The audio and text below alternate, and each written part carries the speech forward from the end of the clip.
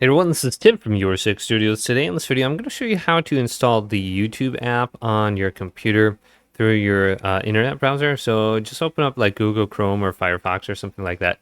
Go to the top right and select the three little dots.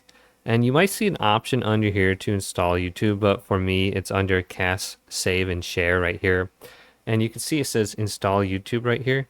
Just hit that. It'll install really quickly. And then in the bottom, it's just going to open up a new little tab. And it seems like you can do this for each web browser. So if you want to do it on one or the other, go ahead and just do that. And I can open this up now. And I can just scroll through different YouTube videos and stuff under here.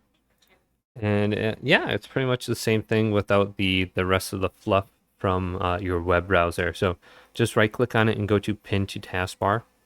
And you can get the YouTube app on your computer now. So hopefully this video did indeed help you out. Did leave a big thumbs up and subscribe my channel down below.